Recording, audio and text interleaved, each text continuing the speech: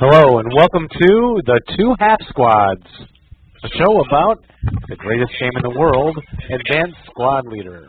I'm Dave. And I'm Jeff. We're your hosts for this show, and this is our very first show. Dave, are you excited?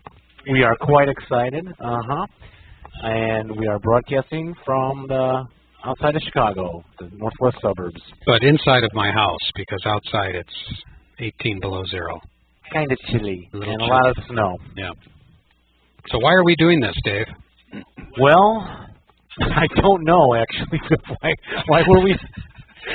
Dave called me one day and he said, why don't we do a podcast about Advanced Squad Leader? Nobody's doing one, and I thought, there's probably a reason for that. And ironically, I was driving here tonight taking my daughter and her friends to drop them off at an event, and I said, tonight I'm doing my podcast. And she said, what is that? And I told her, and she said, why? And it struck me then, I'm not sure why I am doing this, because we love the game. We love the game. And we want to talk about it, and... we want to share our experiences. We want to hear other people's experiences, bring the community together. I mean, that's what I love about this game is the community. Absolutely. A lot of great people playing. Absolutely. And so a little about us. First, Jeff will tell you about himself. Well, thank you, Dave. My name is Jeff, and I play Advanced Squad Leader. I feel like I'm like this is excuse me, ASL Anonymous. Alcoholics Anonymous.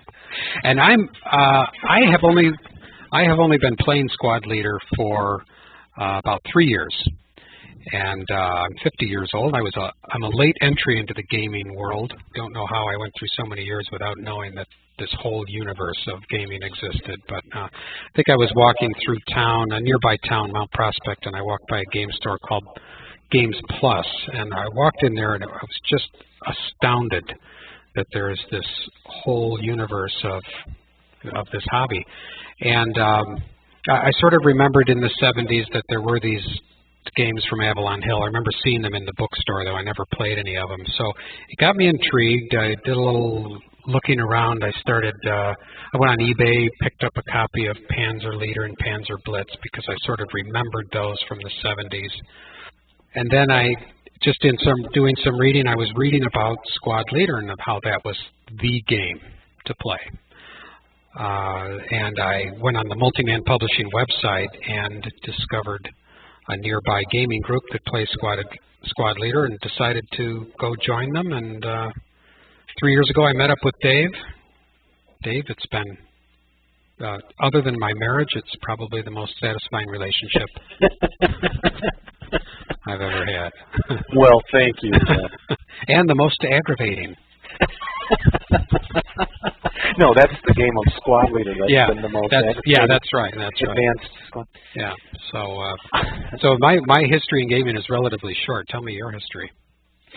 Well, I just noticed you said the game to play, and I remember my friend that got me into it calling it the Cadillac of war games. I would say, yes. And that meant expense also, as I'll get to in a moment.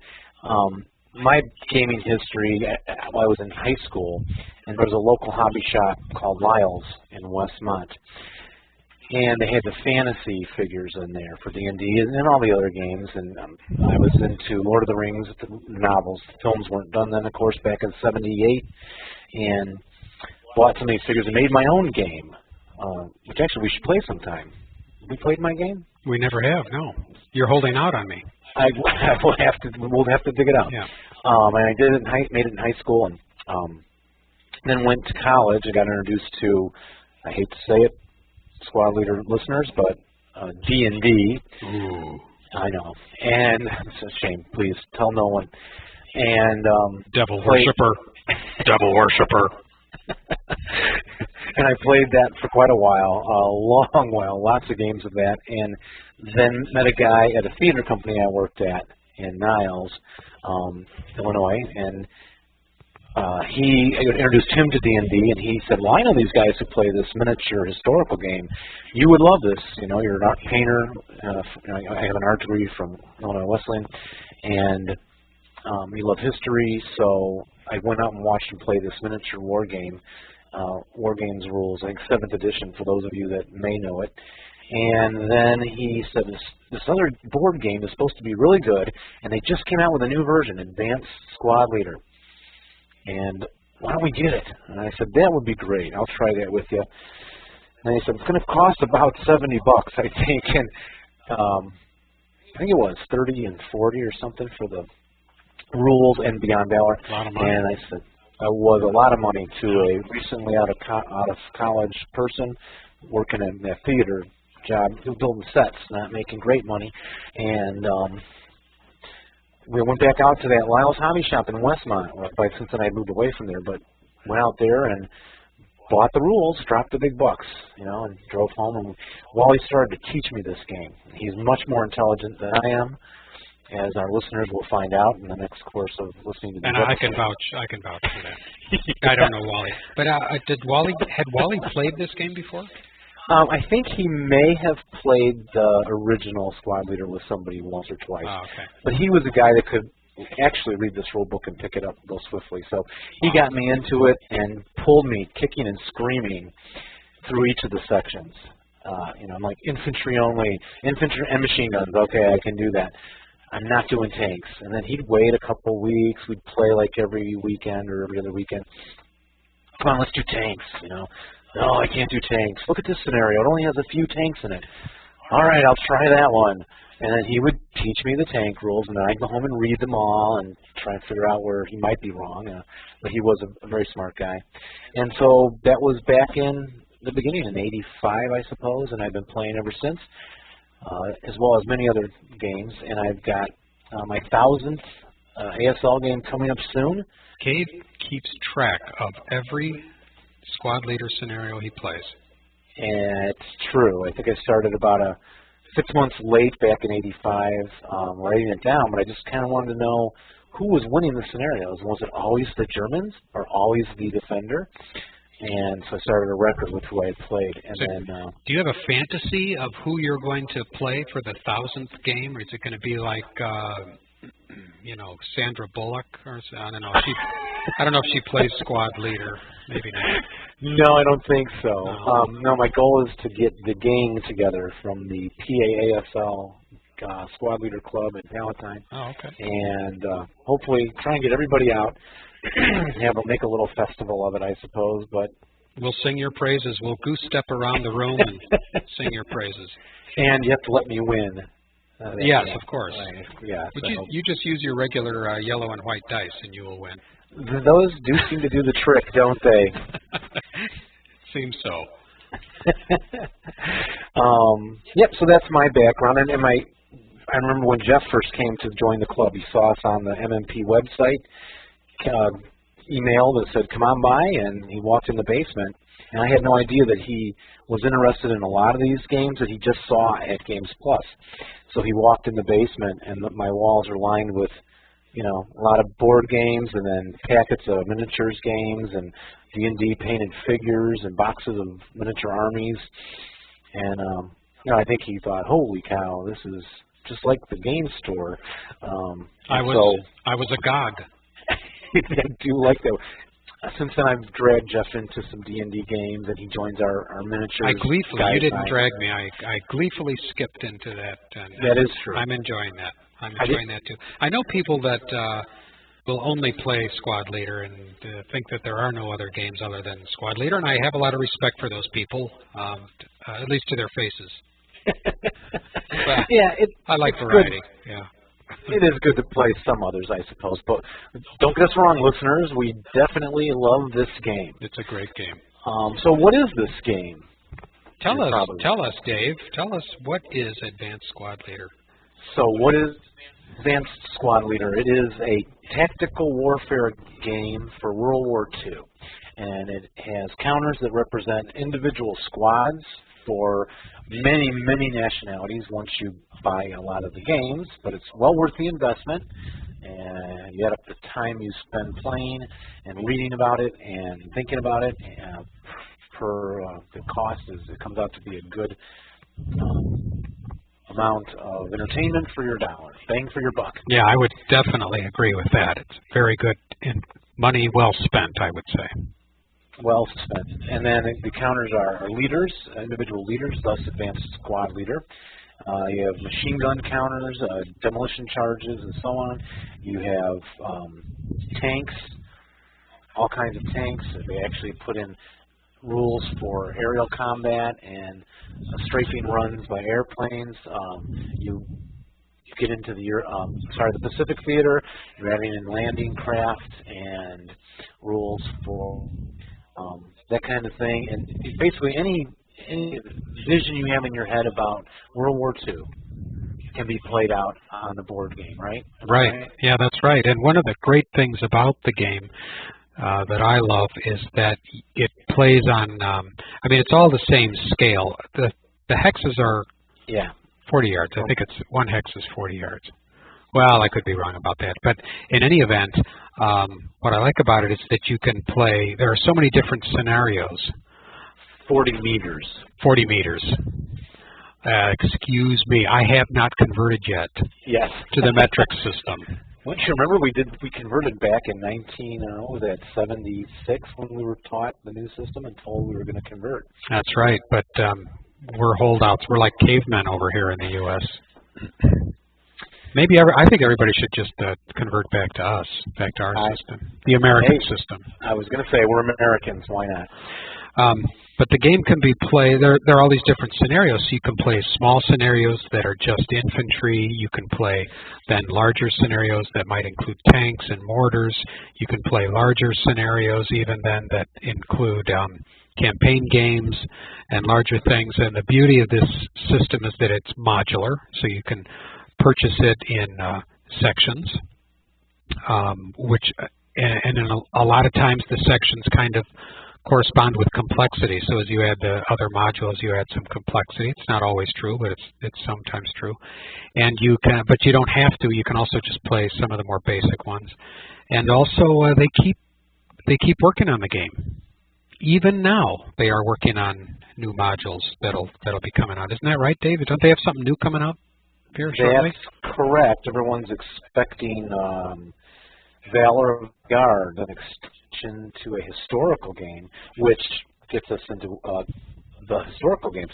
The original system is, what is it called? Abstract boards that represent villages and represent regions. But the historical ones are actually pulled from aerial reconnaissance photographs of the actual battlefields of World War II. And so they're working on Valor of the Guard. It's coming out very soon. And although they're notoriously slow in their releases, where Avalon Hill was initially, Avalon Hill went out of business and was taken over by Multiman Publishing. The game was saved by some ASLers in Hasbro, I believe, right? That's right. And so when we say they are coming out with this, and we're talking about Multiman Publishing, who is the current publisher of the game. Yes. So it's great in that respect because it's just got so many different ways you can play. Yep, we recommend it highly. I think our next topic is going to be how to buy it. How do you buy this game? You take me. Well, I had some confusion, and I think maybe I'm a little slow in the head. Being a late comer into gaming, it takes me a while to catch on to things, and I would stand there and look at all the squad leader stuff at my local gaming purveyor, and I would be very confused about exactly how the whole thing went together. But I think part of that confusion was they didn't have all the modules in, so I didn't realize exactly how this all went together. Eventually, I actually asked somebody, which I probably could have saved myself a lot of time by doing that. But really, really the way you buy the game is, well, you can buy the starter kits. That's a very good way to get into the game. And you can buy starter kit 1 and then 2 and then 3, or you could just start with starter kit 3, right? You don't have to start with starter kit 1. There's just some... that is correct. The rule book includes the same rules from the starter kit 1 and 2, but I think it's good to go in order, I think. Right. But the thing is, the starter kit 1 is basically just infantry and support weapons. Starter kit 2 is infantry, support weapons, and adds guns, like artillery. And then starter kit 3 is really the first 2 games plus tanks. That's right. And so where's the game today? Well, you can't get it at Sears, I noticed. Can't get it at Borders, and they do not have it at Walgreens the last time I checked. No, or Walmart. No, you kind of have to buy it at a specialty store. And the way to buy, if you're going to buy the full system, the way to buy it is to buy the rule book, which is a fairly large tome.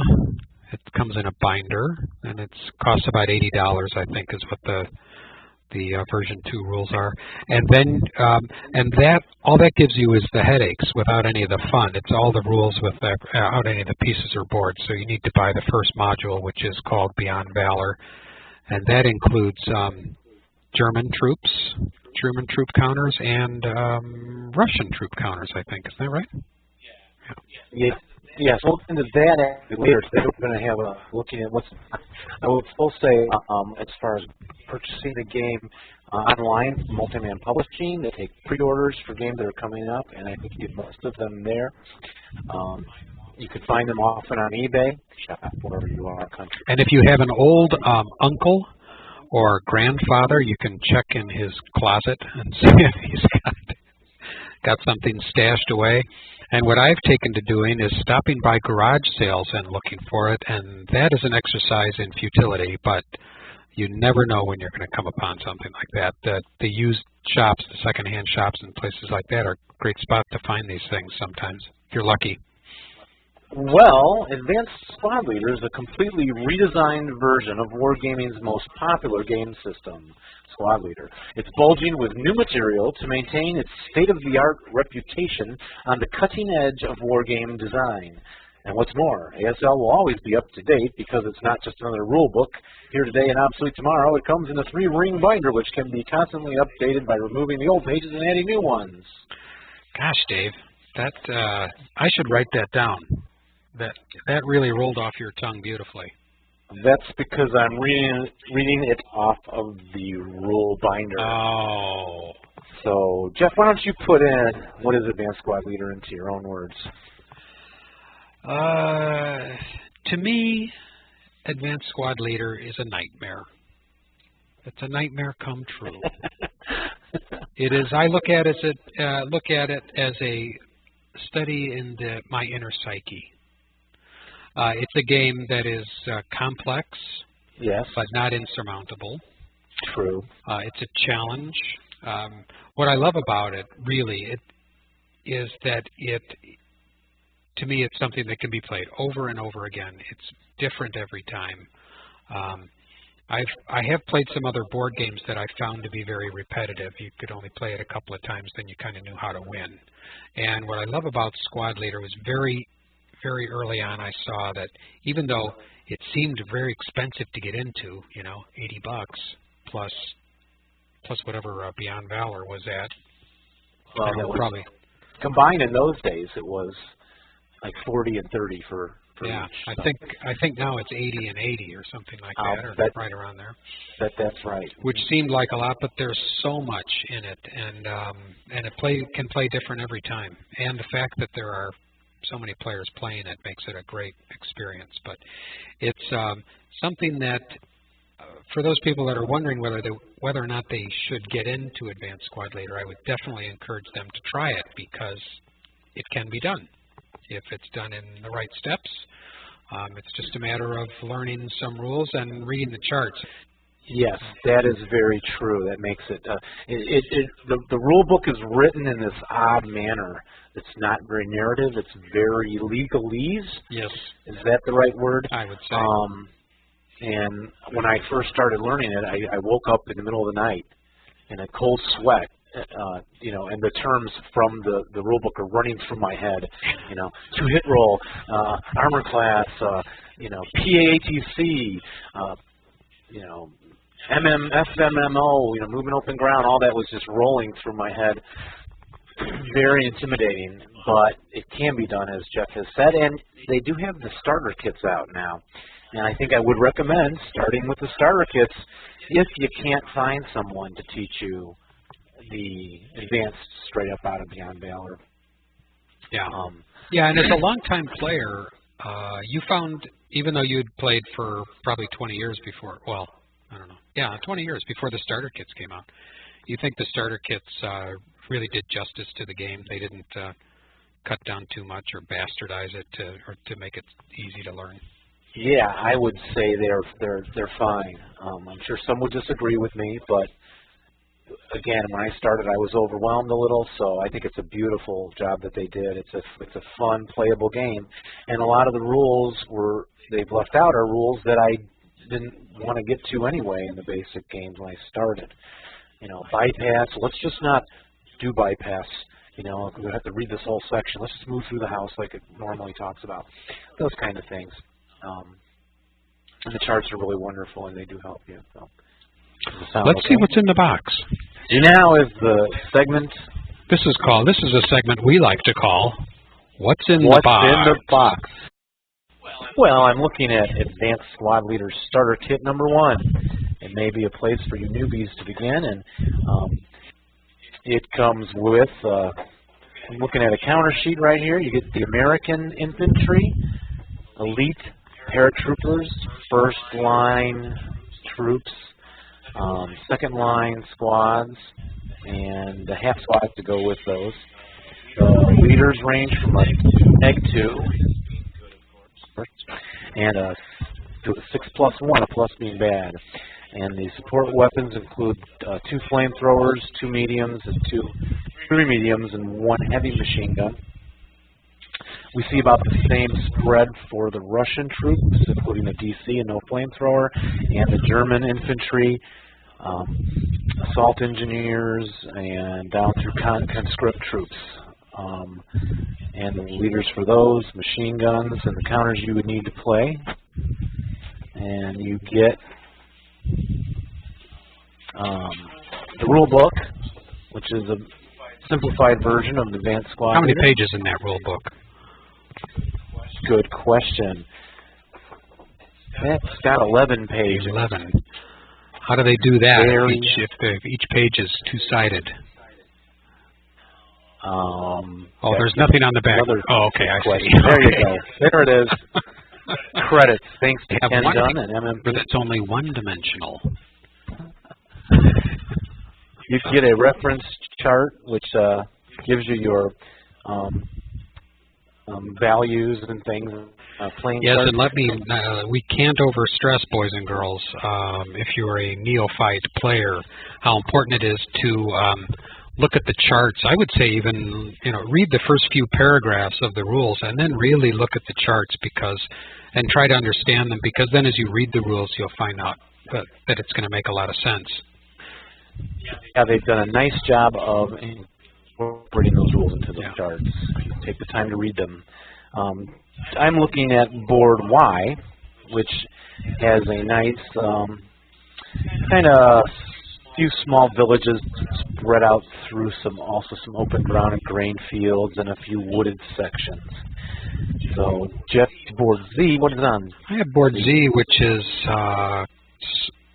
quite a thorough scattering of stone buildings. Some are just single hex and some are multi-hex, and with some trees and some orchards here and there.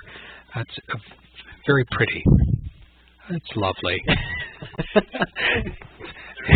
They are nicely painted boards, aren't they? They really are. I think they used to be hand painted originally.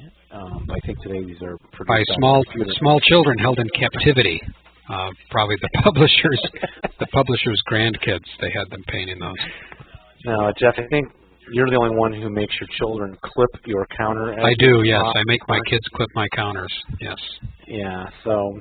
And I pay them. You do I pay them. Yeah. Looking at the scenarios, we've got 1 through 6. 1 pits the American paratroopers in Beerville, France. Pardon my French. I don't know how to pronounce some of these French names. Shame on you. I see them a lot on scenario cards.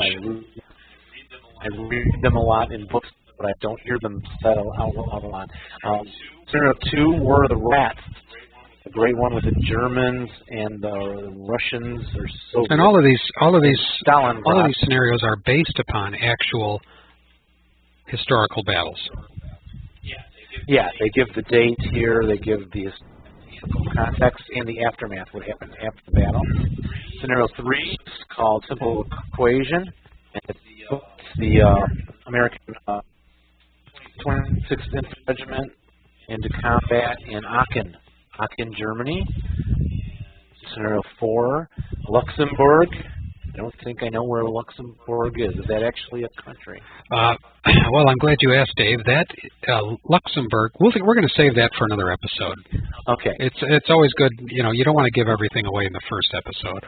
Well, apparently in Luxembourg there was the 77th Regiment of the 26th Volksgrenadier Division. So I think those are second-line troops. We're looking at some not high-quality German troops. What year is that? What's the date on that scenario? December 16th, 1944. Okay. And scenario 5, clearing Colville, adds a little mystery to it with some random quantity squads for the scenario for the Americans, facing off near Normandy in June 6th, 1944. And the last scenario 6 in Russia, 1941, probably near the initial drive on Moscow. The 2nd SS Division, that's right, facing off against the 9th Guards Infantry Division. Two great elite forces locked in mortal combat. Locked. And your mission is to unlock them from mortal combat. To unlock your enemy, yes, first. And that's what you get in Starter Kit 1. That's a lot of fun for about $35, I think, something like that is the going price on that. And a lot of hours of entertainment in there. But let me digress for a moment, because I have a question for you. And that is, why would somebody want to play Advanced Squad Leader? I mean, this is a complicated game. But what is it about this game? And this is really a detailed game. When I go into the game stores, they kind of make fun of the game. I think a lot of the guys at the game stores don't play this game. They play things that are simpler to play. They laugh at the fact that every time you want to take a step, you have to roll the dice, which is an exaggeration. But it's a complicated game. What is it about this game, do you think? Its complexity really engages your mind. So many options to do in the game. I don't play chess much, but I watch chess players engrossed. I have many photographs of my opponents, and they're sitting there with their hands on the sides of their heads, staring down at the board on the horns of dilemma. They don't know what to do for their next move, and it engages you in that way. The minutiae, the detail provides a sense of realism that you don't get with other games, and it's on such a basic level. Your machine guns actually break and are repairable, and so on. And fun things happen. The heat of battle chart, which is not in the starter kits, troops going berserk, right? Charging across the open ground, creating a hero out of nowhere. Things going well for you, suddenly the dice can turn against you. The extremes in the dice, snakes and boxcars, provide extreme things to happen in the game. That's really part of the fun of the game. It's not where an average roll always gets this result and there's no great variance to the game. It has a lot of variance in what can happen based on your tactics as well as the dice rolls. Which makes it more replayable, I would say. In my limited experience, it really does. Yeah, that is correct. And it is because it's on this tactical level, it's very personal. You feel I get very involved with the troops on a personal level that you don't get on a strategic level game. Yeah, well, you don't cry when you lose your 10-2 the leader. A little. Sometimes I don't like people to see it. In this next portion, we thought we'd try to give some basic tactic advice.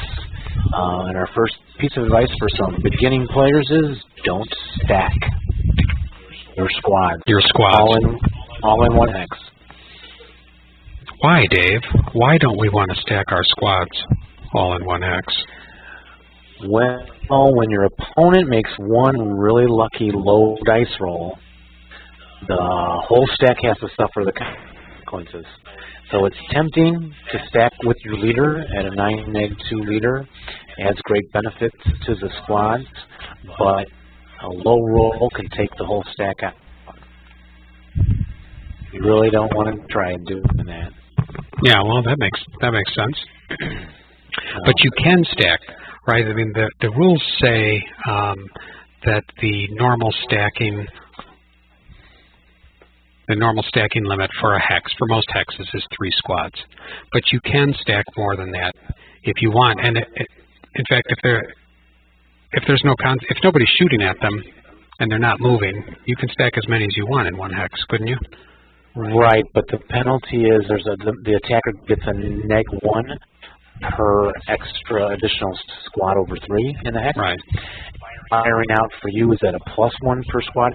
It rarely benefits you to stack. But if they just want to get in out of the rain,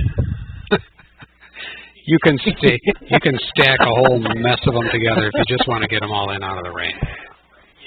Yeah, you can put them all in that little house. Yeah. As long as they're not in the line of sight of somebody. I think you can. Yeah. Okay. And my friend Greg was a beginner, and we were teaching him, and we said, he wanted to move a stack on with a leader, and at -2 leaders extra tempting, and so we said, do you may not want to stack those? He goes, oh yeah, I know, and he continued to move them as a stack down the street. It's like it's a parade. It was a parade of blood as the squads were, I think, he had to lose 2 KIA, two off the board right away. Everybody else broken in the stack. So try not to do it. One lucky roll is not worth risking it. I think our next segment will be, in the future we'll try and bring you some advanced tactics. We're not quite ready for that tonight. We are going to maybe discuss our favorite scenarios. So, I think, not to contradict you, I'd like you to discuss your favorite scenario, and I'll discuss the scenario that I'm currently playing, because I'm going to be playing that one for a while. So. Yeah, you will be. Well, I chose to bring out tonight. I looked back through the beginning scenarios that came with Beyond Valor, and I got up to Partisan, and I chose Sylvan Death. One, I liked the idea of having these partisans. So Sylvan Death takes place in Romania in May 1944, and the German Großdeutschland division is moving in to clear out a forest of. Did you get out 432? 432, yeah. In the partisan box, and the entire partisan OB set up using initial placement, which means they're not on the board at all, on board 32. And the Germans enter with the goal of amassing 15 casualty points, which means eliminating a lot of the enemy, and provided they control 3 hexes in the middle of this forest that's on board 32. And they can't suffer 20 casualty victory points, which means they can't take too many casualties while they're achieving this goal. The partisans have low firepower against elite Germans, which have better firepower and better morale. Partisans being hidden really helps, obviously, a lot, because the enemy doesn't know where they're located. There are search rules you may want to look up if you're going to try and play this game. Look up the search rules, in which you expend a movement point in your hex, and you roll a dice. It's modified to see which hexes you cannot search, chosen by your enemy. But you can search some hexes that turn up the enemy.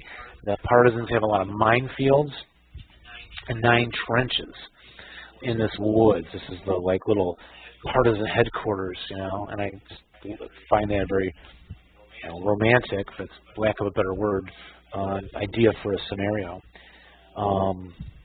What else do we have? There are no quarter in effect from both sides, so there's no prisoners being taken. No prisoners. And to make it interesting, the partisans can exit the playing area, start to run away Run away. That's one of my favorite tactics. Yeah. When in doubt, rout, to quote the Dagger, Detroit area gamers. So on turn 5, they can start to exit the plain area, denying the Germans those casualty victory points they need. So the attacking German has to be aware of that, maybe send some squads around to block those exit hexes, be prepared for that, and thinking ahead, like any good squad leader game. This game I liked so much, I did this in miniature. I do have 15mm miniature armies for squad leader, and we set up this board with the road and the forest here, and the Germans moving on, and it was really fun to play. Today is a little group game. It worked out really well. So that's one of my favorite scenarios, Sylvan Death. Looks like I lost with the Germans my first game, won with the Germans my second game, and lost with the Partisans my third game of it. And I don't have recorded what happened with the group game, but that's on a different list. So makes me want to play it, Dave. You make it sound so tasty. Hey, we'll go back and do that once I finish playing all the current scenarios that are made available by MMP Publishing Company, which I'll be about 83 years old when I get that accomplished. So. Well, I'll put that on my calendar.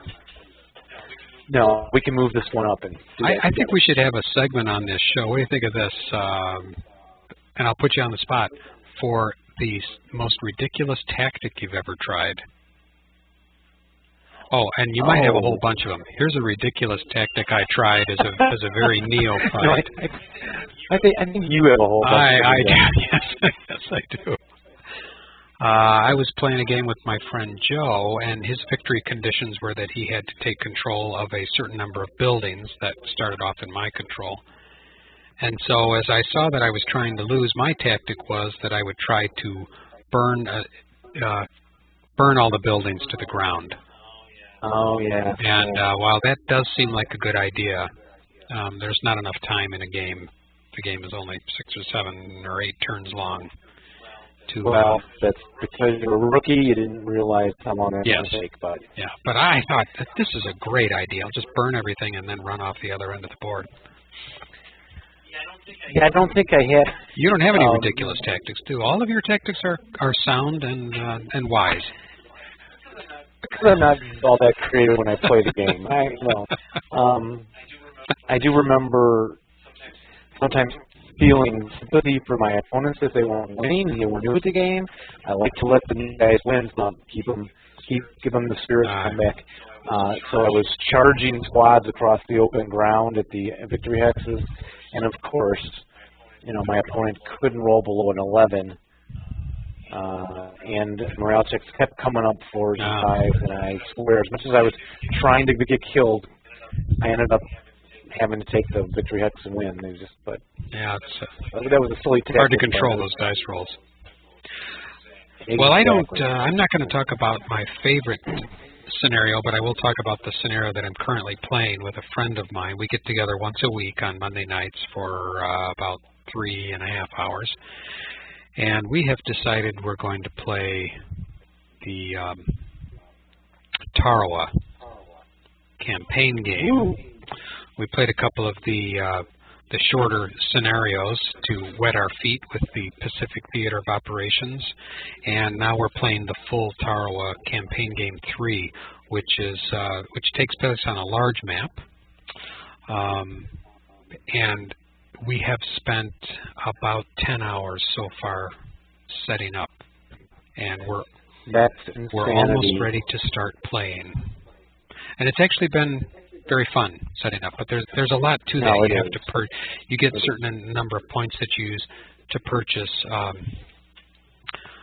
fortifications and guns and things like that, and you have to then figure out where people are going to line up and all the lines of sight. And it's a fairly large island, and I'm playing the Japanese, and my friend Joe is playing the United States Marines, so he's got all these waves of landing crafts that are going to be coming over this very shallow ebb tide reef area, and it's going to be very fun, but a very large undertaking. So it's not something you can be in a hurry to play. fortunately, Joe has the kind of setup where we could set it up, and we'll probably be playing this thing for, I would say, 3 or 4 months, once a week. I think you will be, Yeah. exactly. All right, well, we're getting ready to wrap things up. We're Already hoping- it's time, Dave? Yes, already, my friends. Our problem is we're working with new technology for us, so we're hoping to improve it. We think there's an echo. We think there are various other problems, but we're going to go ahead and put this out there for you and try to improve our technology and improve our show and bring you better information next time. And we hope you enjoy this show. We do, and we would like to hear your feedback. We would love to have suggestions, what the kind of things that you would like to hear on the show. We're going to have, we're going to be having guest callers, interviews with people. We're going to set it up so that you can send us voicemail with questions or whatever, comments. And we've got all kinds of ideas for this, so it's going to be fun. And we figure maybe once every 2 weeks we'll be putting one of these out. Think so, Dave? That is the goal. The goal. Yeah, it'd be nice to bring in guests, people to interview, players in this area, Chicago area, as well as, who knows, maybe some game developers for some inside tips. Ooh. We like to bring you historical reports actually about World War II, perhaps discuss books on the subject that we found interesting that we've read. I'll have continuing reports on how things are going in Tarawa, my Tarawa campaign. That would be interesting. And that's what we're hoping to do. And dancing girls. Which you won't be able to see. No, but you might hear their feet tapping across the That's floor. right. Well, we'll be enjoying it, though. Yes, we will. And I guess that's about it. So we'd like to say, roll low, and may the dice be with you. But not when you're playing us. Bye, everybody.